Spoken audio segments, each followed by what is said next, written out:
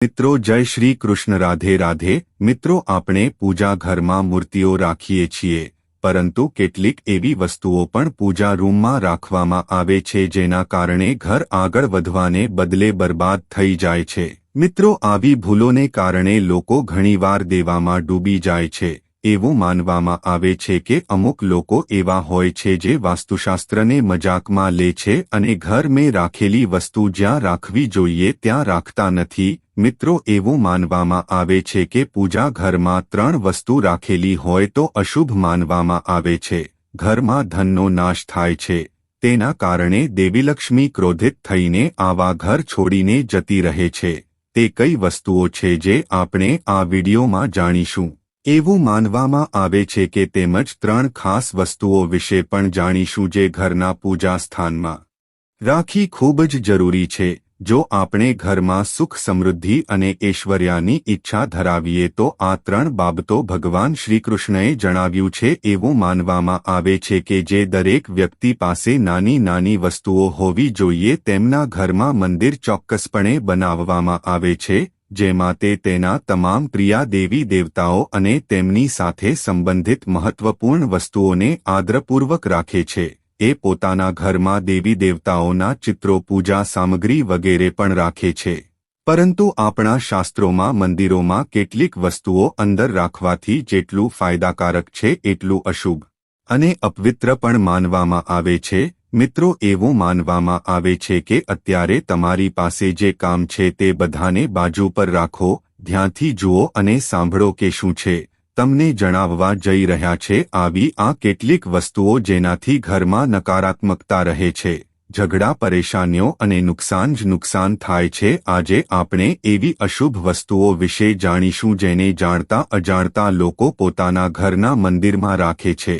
તમારા ઘરમાં પણ રાખવામાં આવી જશે, તેને ત્યાંથી હટાવીને બીજી કોઈ જગ્યા પર રાખો, પરંતુ ભૂલથી પણ પૂજા રૂમમાં ન રાખો। લોકો આવો એટલા માટે કરે છે કે આ વસ્તુ ધાર્મિક છે અને તેમની પૂજા પણ થવી જોઈએ, પણ મિત્રો ભગવાન શ્રીકૃષ્ણ કહે છે કળિયુગમાં માણસ કેટલીક અશુદ્ધ વસ્તુઓને ધાર્મિક ગણીને તેની પૂજા કરશે જેને શાસ્ત્રોમાં નિષિદ્ધ માનવામાં આવે છે। ભગવાન શ્રીકૃષ્ણ કહે છે કે કળિયુગમાં માણસ આ ધાર્મિક અને અશુદ્ધ વસ્તુઓની પણ પૂજા કરશે, એવી ભવિષ્યવાણી અગાઉથી જ કરવામાં આવી હતી। મિત્રો સૌપ્રથમ તો દીવા અને ધૂપની વાત કરીએ। મિત્રો ભારતની પરંપરા માટી સાથે જોડાયેલી છે, એટલે જ અહીં માટીના દેવા પરંપરાગત રીતે મંદિરોમાં જોવા મળે છે। જો તમે માટીનો દીવો રાખી શકતા ન હોવ તો ધાતુના દીવાનો ઉપયોગ કરો। જો તમને ભગવાનમાં વધુ શ્રદ્ધા હોય તો તમે ગાયના છાણનો પ્રસાદ રાખીને ગોળ અને ઘીનો ધૂપ પણ ચડાવી શકો છો। આમ કરવાથી ઘરમાં સુખ શાંતિ જળવાઈ રહે છે। બીજી વસ્તુ સ્વસ્તિક છે। ઘરમાં મંદિરમાં સ્વસ્તિક હોવું જોઈએ, અથવા તમે તેને રંગોળી પર બનાવી શકો છો, કારણ કે સ્વસ્તિક તમારા ઘરમાં શક્તિ, સૌભાગ્ય, સમૃદ્ધિ અને પવિત્રતાનું પ્રતીક માનવામાં આવે છે। તેથી જ કોઈ શુભ કાર્ય કરતા પહેલા સ્વસ્તિકનું ચિહ્ન બનાવવામાં આવે છે। ત્રીજી વસ્તુ છે કળશ। ભગવાન શ્રીકૃષ્ણ કહે છે કે કળશ સુખ અને સમૃદ્ધિનું પ્રતીક છે। તમારા મંદિરમાં કુમકુમ કી સ્વસ્તિક બનાવો અને તેના પર શુભ કળશ રાખો। આમ કરવાથી ઘરમાં સુખ સમૃદ્ધિ રહે છે, ધનની પ્રાપ્તિ થાય છે। ચોથી વસ્તુ છે શંખ। બહુ ઓછા લોકો જાણે છે કે શંખની ઉત્પત્તિ સમુદ્ર મંથનના 14 રત્નોથી થઈ હતી, એટલા માટે શંખ દેવી લક્ષ્મીને ખૂબ પ્રિય છે। શંખનો અવાજ પણ સકારાત્મક ઉર્જાનો સંચાર કરે છે, એટલે જ મંદિરમાં ઘરમાં શંખ હોવો જોઈએ।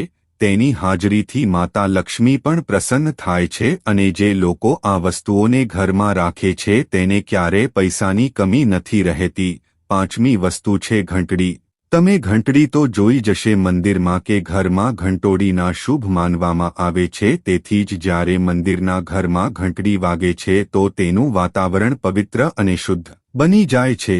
જે ઘરમાં પૂજા દરમિયાન કંઠે વગાડવામાં આવે છે તે ઘરની આસપાસની તમામ નકારાત્મક શક્તિઓ આપોઆપ દૂર થઈ જાય છે અને તે જ સમયે સુખ સમૃદ્ધિના દરવાજાઓ ખુલવા લાગે છે। મિત્રો આ એવી વસ્તુઓ છે જે ઘરના મંદિરમાં રાખવામાં આવે તો તે મનુષ્ય પર માતા લક્ષ્મીની કૃપાદ્રષ્ટિ બની રહે છે। ચાલો હવે જાણીએ ઘરના મંદિરમાં કઈ વસ્તુ ન રાખવી જોઈએ। મિત્રો, આ એવી વસ્તુઓ છે જે ઘરના મંદિરમાં રાખવામાં આવે તો તે મનુષ્ય પર માતા લક્ષ્મીની કૃપા દૃષ્ટિ બની રહે છે। ઘરના મંદિરમાં કઈ વસ્તુ ક્યારેય ન રાખવી જોઈએ? સૌથી પહેલા તો પૂજા ઘરમાં ક્યારે પણ 3 કે 5 સંખ્યામાં ભગવાન ગણેશની મૂર્તિઓ ન રાખો। તમારા મંદિરમાં ભગવાન ગણેશની માત્ર 2 જ મૂર્તિઓ રાખો। જો તમે તમારી શુભેચ્છાઓ પૂર્ણ કરવા માંગો છો તો તે શુભ માનવામાં આવે છે।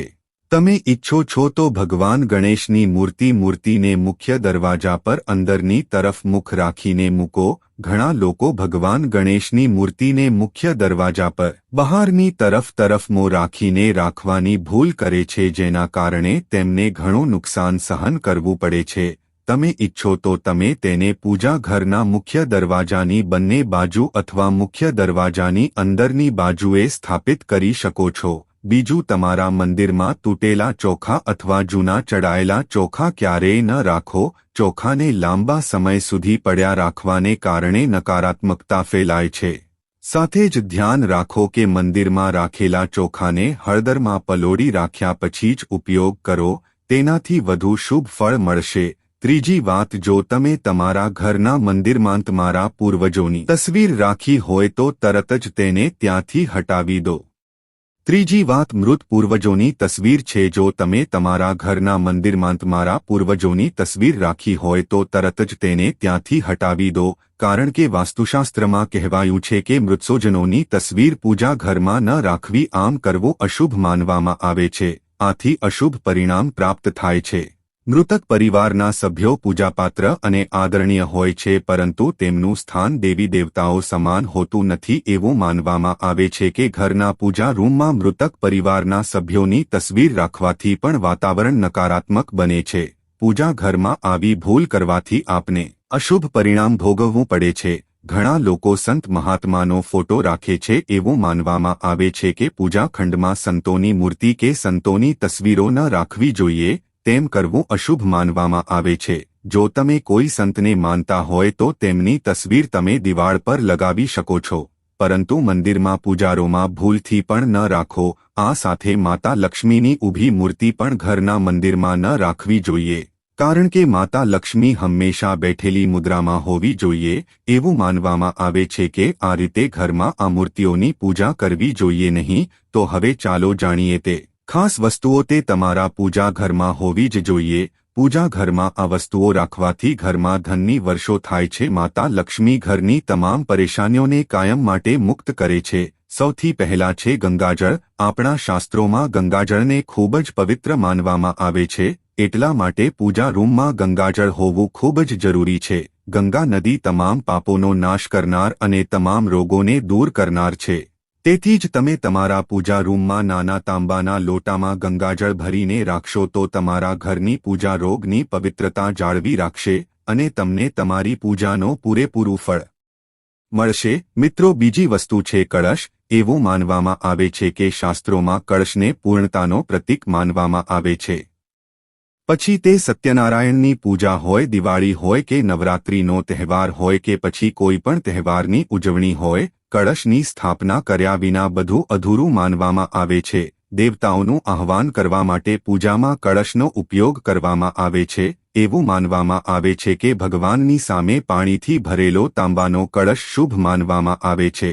એવું કહેવાય છે કે આપણે દરરોજ પૂજા કરતી વખતે ભગવાનની સામે પાણીથી ભરેલો કળશ રાખીએ તો આપણને તેની ચમત્કારિક અસર ચોક્કસપણે જોવા મળે છે। એટલે જ આપણે પૂજામાં મુખ્યત્વે તાંબાનો કળશ ઉપયોગ કરવો જોઈએ। જો કોઈ સામગ્રી ખૂટે છે તો આ સ્વસ્થ થતો નહીં કે પૂજા અધવચ્ચે છોડી દેવી નહીં। આવી સ્થિતિમાં ચોખા અને ફૂલ અર્પણ કરો ભગવાન અને મનમાં તેમનું નામ સ્મરણ કરો। ગંગાજળને ક્યારે પ્લાસ્ટિકની બોટલમાં, કેટલો વાસણમાં કે ધાતુના વાસણમાં ન રાખવી જોઈએ। તાંબાના વાસણમાં જ ગંગાજળ રાખો।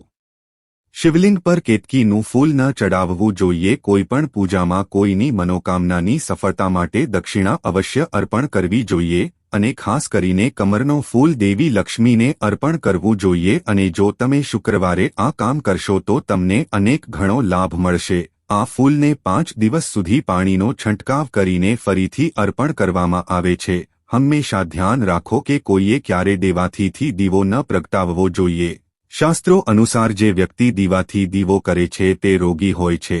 સવારે અને સાંજે ઘરના મંદિરમાં એક દિવસનો અને એક દીવો તેલનો પ્રગટાવવો જોઈએ। પૂજામાં દીવો યોગ્ય જગ્યાએ જ રાખવો જોઈએ। મિત્રો, પૂજા રૂમમાં હંમેશા ઘીનો દીવો જમણી બાજુએ અને તેલનો દીવો ડાબી બાજુએ રાખવો જોઈએ।